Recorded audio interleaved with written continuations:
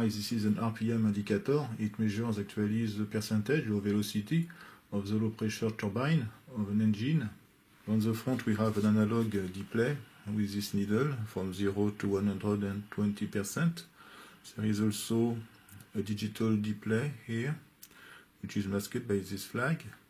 There is also a knob which permits to set the limit. So it seems that the limit can be set between 60 and 120%.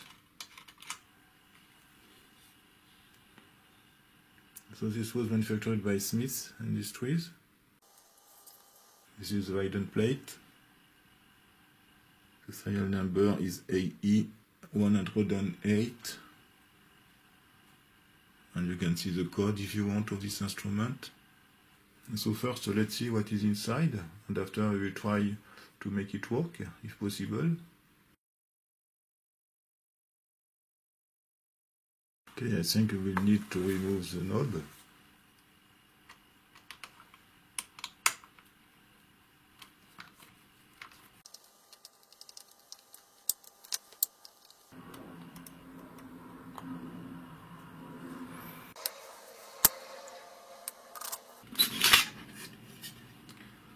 Okay, so this is a construction similar to several instruments I have already studied.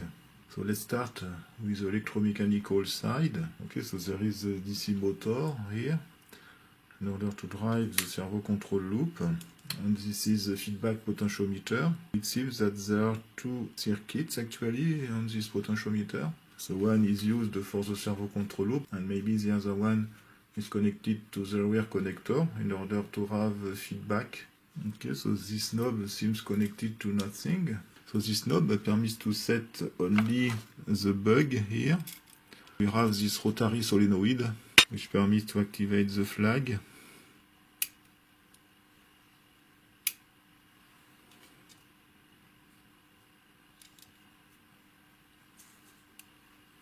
Let's see the electronic side. So there is first this transformer, which is probably the power supply transformer, but it seems that there is another one we can distinguish here. So let's open this cover first.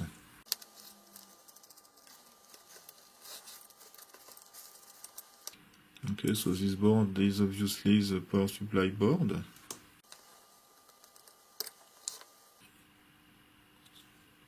Okay, so one transformer with one primary side. So this is probably the primary side, but I am not sure. We have two filtering capacitors here, isolated with 1000 volts. Okay, so you can see that the secondary side, we have two filter capacitors here. They are connected together, so this is the ground. We have the positive side here, which is connected to this diode. So this is maybe a protective diode, a kind of Zener diode. So the positive is here, it's connected to this resistor, and it's connected to these two diodes here. So the cathode of these diodes on the positive side. Okay, so the secondary side is here. There are these two filter capacitors. So the secondary side is here effectively. So this should be the primary side. I don't know why there are two capacitors. I'm not sure. But yes, okay, so probably effectively there is a common point between these two capacitors here. So the primary side is here between this point here and this one. You can see that the two other terminals of the capacitors are connected together and to this track. So probably this track is connected to the mechanical ground.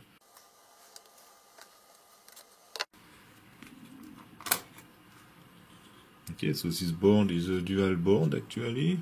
Two boards are stacked together, and we can see there are several bodges. You can see a nice ceramic part.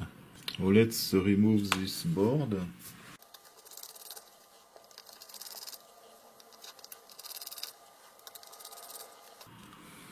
So on this first board we have this quad op amp. The second one is more interesting. Okay, so this is a DG 303. So this is an analog switch. I think it's a dual analog switch, probably.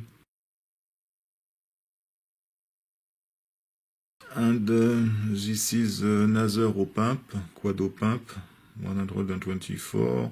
And this is a logic gate CD4047. I don't remember, I think it's a multi-vibrator, something like that. And we have several op amps, probably, or comparator.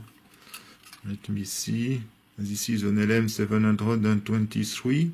So this is a voltage regulator. It can be used as a linear voltage regulator or also a pulse width modulator, but sometimes it is used only for its reference voltage, which is 7.3 volts or something like that, if I remember.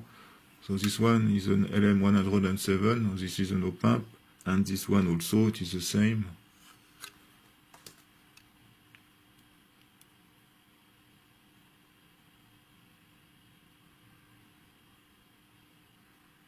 So let's see the last board. So the last board is obviously for the servo control loop. There are these two transistors with dissipator, which should drive the DC motor. There are some very accurate resistors, wire wound, 10 kilo ohms, 0.1%. This is an LM741, classic op amp. This one is obscure.